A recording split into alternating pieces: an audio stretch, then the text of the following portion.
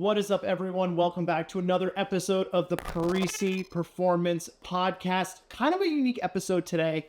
We're looking at, this is a spin-off. If you're part of Parisi All Access, it's a spin-off of something I've done the last 2 years, but we are going to talk about, this is my own opinion. I will definitely be doing this with guests over the next month or so as we go into a new year. 2026 is just around the corner as I am recording this and you are listening to this.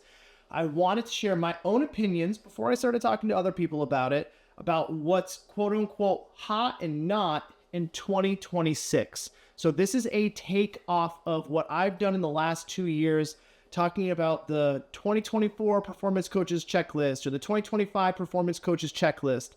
Those are 2 webinars that I gave in the All Access platform that just outlined things that are on the radar or should be on the radar of performance coaches going into the new year. This covered different advances in technology. This covered different thoughts around business structure and how we aim to maintain our career as performance coaches. This talked about different training implements that might have been more popular at the time or becoming popular. And I wanted to take that same concept, but rather than say the performance coaches checklist in 2026, I wanted to say, well, what's hot and what's not in 2026. So these are my own thoughts after talking to all the coaches in All Access, talking to a lot of the coaches in the Parisi network, and just things that have come up a lot over the last 12 months that I think are going to be relevant or not relevant in 2026. So I'm looking at my list right now. I've got 6 items. I've got 2 nots, and I've got 4 hots. So I'm going to just rotate through all of them. I've got them in order. The first one, this is probably the most prevalent that has been brought up in the last 12 months, is the use of AI, the use of artificial intelligence in strength and conditioning. It's something we talked about, I think it was probably episode 4 or 5 with Josh Sucher, one of the co-founders of Train Heroic, how he thought AI would work in his technology and how he could see strength coaches utilizing AI. And I know for me, and this is where I think AI is going to be hot, is to streamline workflow and to make repeatable tasks more readily completed. So I don't think AI replaces programming. I know I've seen AI-based workout builders. To me, saying something is an AI-based workout builder is probably like having a template. If you were to have a general format or a general spreadsheet that you used with the vast majority of your clients or your teams, and then you filled in what was unique to them or the equipment they had available, etc., that is what I think AI is probably where it's at right now, right? If you were to prompt AI or go to ChatGPT and say, hey, I need a squat-based program, here's my numbers, that, it would come up with probably an okay program, but my guess is it would be 80-ish% complete, and you would have to fill in the rest of the 20%. You'd have to modify it to the time that you have to train. You'd have to modify it to the equipment you have available. You'd have to modify it to any injury or specific needs that the person may have, because AI, I don't know how, and I'm not saying it can't do this in the future, but right now I don't know how AI finishes the last 20%, the true individualization behind a program. So hot AI to streamline workflow. If you're a performance coach, you find yourself writing the same emails, you find yourself using the same descriptions for exercises on the back end of your business. I think a lot of these repeatable tasks can be simplified and executed well with AI. And that's how I've found myself using it the most in 2025. Just cleaning up a lot of the admin stuff, making that easier for me so that I was able to do more coaching and more actual conversations with the people that I work with. So hot AI, but maybe not for the reason you're thinking. Now, not hot in 2026 is the idea of overcoaching. I didn't want to use the word corrective. I could have probably used the word corrective to be a little more hot takey, but I'm not trying to be too hot takey right now. Just saying overcoaching in 2026, I don't think we're going to be doing it. This idea of micro correction drills or corrective exercises, I think we're going to see a big swing into environmental coaching. What I mean by that is that putting athletes in positions with certain exercises or execution of those exercises that is going to put the athlete in an environment that naturally causes them to adjust and adapt to that environment. This is something we are seeing with Tidal Tank, right? When it comes to a dynamic resistance profile, we're seeing this with sprinting on different terrains, or sprinting with different footwear, or sprinting with different apparatus attached to us that changes the way we produce force, that changes the way our body angles and produces force. An easy one is if you're trying to do something like, this is something that I actually just did in the last month. If I'm trying to get an athlete to hip lock, rather than trying to go through these little micro drills that allow them to get into quote unquote hip lock, I'm going to put them with a resistance band overhead. So they're pushing against, this is something you've seen in All Access, or you've seen on the Parisi Instagram if you've seen it. I'm going to try my best to describe it if you are watching or listening, but basically you put a band across the squat rack, you have an athlete stand in the middle of this band and push the band up so they have band tension coming back down on top of them, forcing them to find stiffness in their core, hips, and essentially a hip lock position. So that way they're able to feel in the environment what a quote unquote hip lock is. Because as I've told a lot of coaches, if you tell someone, hey, you're not doing this or that, the other thing, they think they are, which is why they're performing the way that they're performing. They think they're achieving hip lock, but they don't know what it feels. They don't have that layer of context yet. So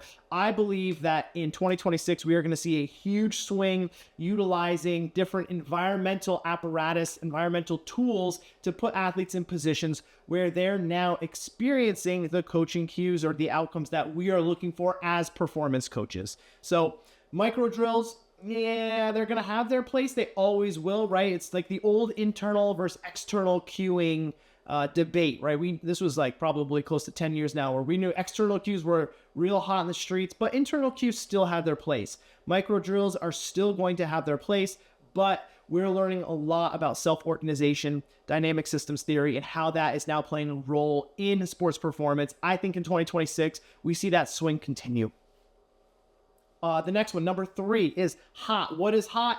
In-person education is so back. I know in 2020 and 2021, it went away with COVID and we didn't have a lot of in-person education, and then it started to come back in 2022. And I think there was just a little delayed. I know people are going to be listening to this, but well, no, I've still gone to in-person. That's great. I am saying now the prevalence of in-person education is not only so back, but the idea of person-to-person communication at these events is what is going to be the draw. A lot of times, I don't necessarily look at what the topic of a conference or education piece is.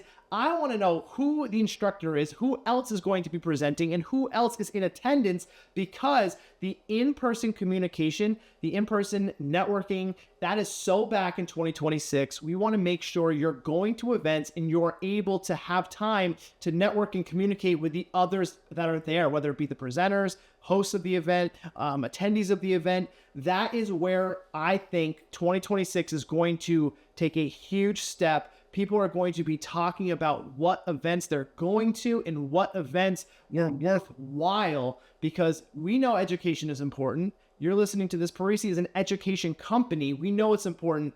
We've always run really good in-person events, but now what I'm seeing is these other, just the idea, when I go to an in-person event, I find myself, I'm not drawn to what the content necessarily is. I'm drawn to who is going to be there. So in-person education, the who behind it, so back 2026, it's going to be amazing. I'm not even going to pitch anything. I'm just saying you should be looking at who is going to be there 2026. Okay. I've got 2 more hots, 1 more not. Hot 2026, real hot, scalding hot, is the idea of 5-mile networking. This was a phrase, this concept of 5-mile famous was first brought to me by a gentleman named Justin Rabinowitz, who owns Strive to Move Chiropractic. I believe he has a couple of different locations in the New Jersey area. I heard him mention this whole idea of becoming 5-mile famous. I loved everything about it. It is something that I talk to a lot with personal trainers and performance coaches when it comes to building up their area, their business, their training studios, their gyms, whatever they're a part of, is this idea of 5 Mile Famous, and it starts with 5 Mile networking. Who and what is in the 5 Mile bubble of your area? And that 5 Mile bubble can adjust. I'm not going to go into too many details about it. We've talked about this in my presentation, The 6-Figure Performance Coach, in our All Access Level 2, the business side of All Access. We have a marketing accelerator course that talks a lot about 5 Mile Famous and this idea of 5 Mile networking within there. But the idea is who and what entities are within proximity of your home gym, I'll say your home base rather, your home base and where you're actually training. What businesses, what do they offer? What can they do for your clients, the teams that you work with?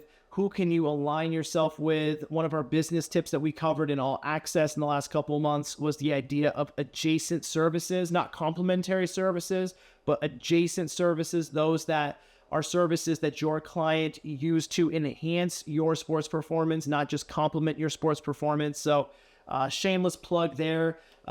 We do a business tip every month in All Access, and it's something that I think is really cool. It's a newer thing in the last 3-4 months, but it allows performance coaches who are in All Access to take one really digestible business tip and implement it immediately into their business. But 5 Mile networking, that I think is going to be a big part of a lot of performance coaches' marketing plans in 2026. And whether you're an independent, whether you're by yourself, or you want to be more independent, you want to kind of leave where you may currently be training out of, the idea of becoming 5 Mile Famous should be a front of mind initiative for you for 2026. I know personally it has been a huge avenue for me, but also a lot of gyms that I work with in the Parisi network, the same thing, right? I think the number one question I got was, how do I get the people who are next door to me or the people who share the business park that I'm in to know that I exist, right? So that's really where this came from, this concept of 5 Mile networking, 5 Mile Famous. Shout out Justin Rabinowitz. I don't know if he listens to the pod, but huge thanks to you, because I think I heard that from you probably 5 or 6 years ago. Okay.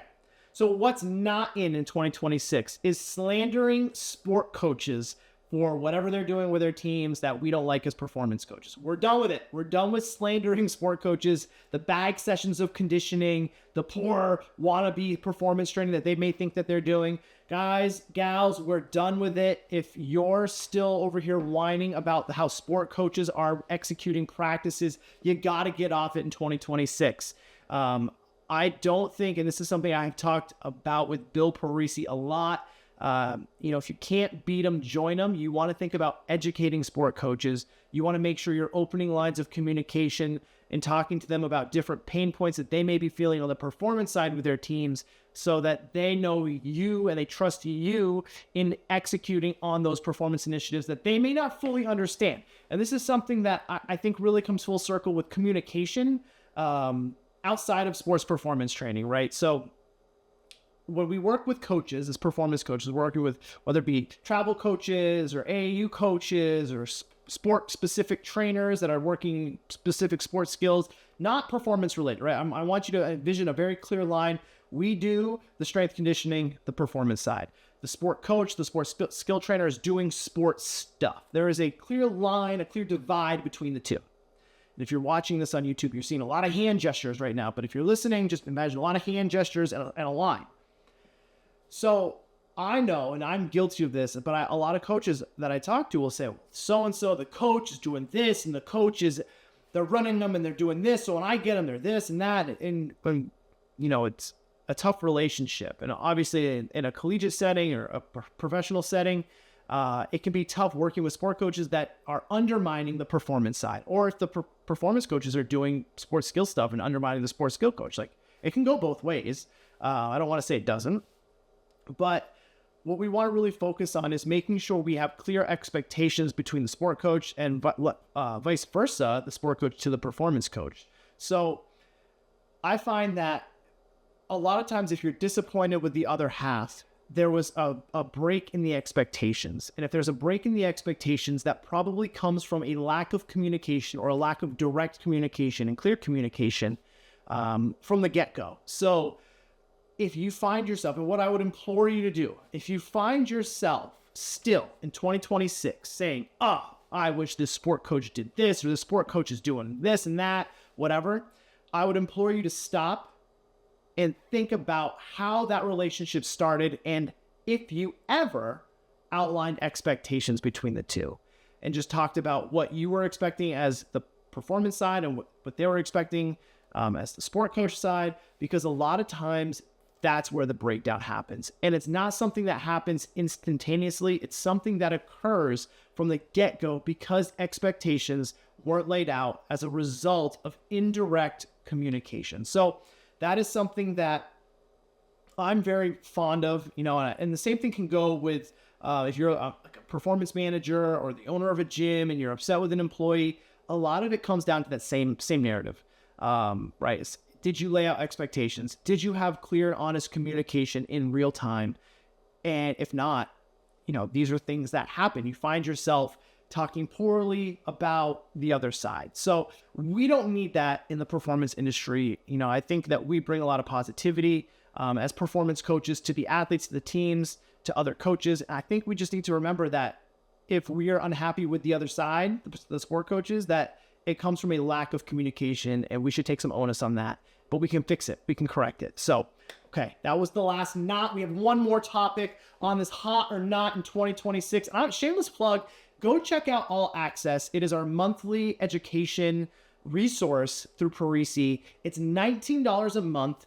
Every month there is a fresh content drop. So you're going to get fresh content every month. This is all organic, in-house created. It's not just repurposed. It's all freshly organic. Friends of the Parisi Speed School giving presentations to our network. We record all of our education when we have our summits or different workshops. And we also come out with different organic, in-house made segments every month as well, from Coach's Eye, All Access, Assess and Correct. People will send in videos. Hey, what do you think about this? We do our business tip, but check it out. And the reason I say check it out is because you get access to all historical content drops as well. So you will be able to see the Performance Coaches Checklist in 2024 and the Performance Coaches Checklist in 2025, which will complement the Hot or Not in 2026. So go check that out. Parisi All Access. I'll make sure there's a link in the show notes. $19 a month. There is a free trial, so you can check it out. It's all there. It's awesome. It's now pushing 3 years of content, which is amazing. So, okay, the last one, hot in 2026, is coaches sharing experiences to educate. And this came up in a conversation with a friend of mine who does marketing, and I was talking to them, and I was saying, man, I want to do something that really helps promote me, my business, like a lot of us do with marketing. And this person was telling me, Casey, people don't need another squat video. People don't need another sprint start tutorial. People want to know, you've been in the industry for 15 years. People want to know what your experiences are around the education. People want to know a story about how altering your sprint start can help improve your performance. People want to know why getting stronger in the upper body is going to benefit them as a soccer player. These are just random examples, right? But the idea here is to say, you, coach, listening to this, watching this, you have a lot of experience. And maybe you're listening to this as a new coach or watching this as a coach who hasn't really had a lot of experience. You're in the industry for under 6 months, under a year, or you're trying to get into the industry. That's fine, because that is still experience. Because whether you're a new coach going into the performance industry, there's going to be athletes that have just made a team for the first time. There's going to be parents that are helping their athletes experience sports for the first time. So there's relatable experiences, there's shared experiences there, though in different aspects, right? Parents bringing their kid into sport for the first time, but a coach walking onto the training floor for the first time, all of those emotions carry over, right? And it makes you more relatable. And that was really the punchline that my friend was telling me was, hey, become relatable. People trust who they can relate to. And not to say that you're not an expert and that you can't coach squat form or help people achieve their first pull-up or take a 10th off of their 10-yard sprint. No, you can do that, but people don't necessarily care, or they're just going to assume that because you're a performance coach, you can do that, because we're very close to the subject matter of performance coaching. So we're like, hey, how's that person doing it? Like, you see a video, like, what's that coach cue? Like, what's that shin angle? You know those things. But to the average person who wants to improve their performance, they don't know, but they're going to trust that you know because you're the performance coach. But what they want to see is, how relatable are you to them? How can your experiences with others or your experiences in the industry help them achieve their goals? So hot in 2026, and this is a great final message to leave you with on this episode as we start to dive into the new year, is share your experiences to educate. Share your experiences to educate, because it's going to show you as a relatable figure, and it's going to help not only probably bring you new business, it's going to help you retain business, because people are going to be able to see you as someone that they either can experience and learn from, or someone that they can relate to because of shared experiences. It's pretty phenomenal. So it was a big aha moment for me, because I know for me personally in my business, in my day-to-day, like, I'm trying to retire as a performance coach, right? I work as a performance coach, as a personal trainer, whatever title you want to give yourself, strength coach, whatever. But what's really important is that you show that you're a person with experience, and that experience tells the story to educate, right? So it's kind of a three-pronged approach. You find your experience, you convey it into a story. Again, if you're watching this, you're seeing a lot of hand gestures. You find that experience, you convey it through a story to educate the end result. So if you're, just a quick run through. If you're like, man, I really want to show why we need to have an active foot in strength, to keep the knee from collapsing, because we want hip health. And if the knee collapses, we're going to either overcompensate from the hip or from the foot, but tell the story about it.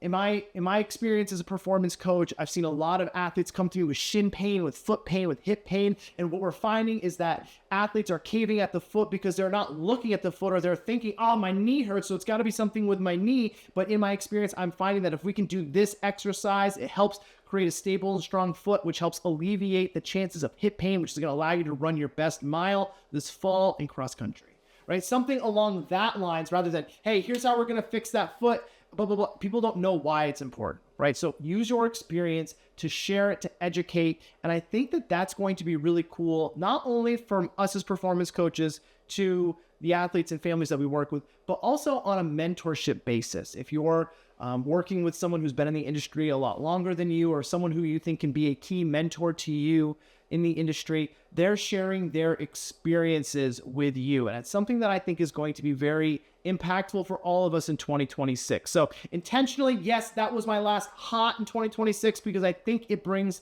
a unique value for all of us as we go into this new year.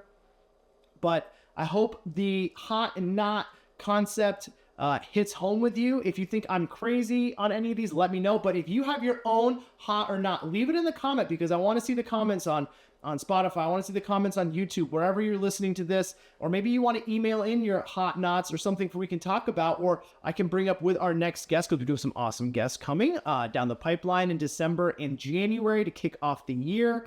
And then we have our Parisi Summit in March, so we'll have a whole flood of guests from that event. But I hope that I hear from you all going into 2026. Tell me what's hot. Tell me what you're not doing in 2026, what you're leaving in 2025. I would love to know, because I'm always curious what other performance coaches are doing. So I hope you guys found this episode useful. Have a phenomenal end to 2025. Have a very safe turn into 2026. Thanks for riding with us with the Parisi Performance Podcast. I look forward to our first full year in 2026 of the pod and having you a part of it. Take it easy, everyone.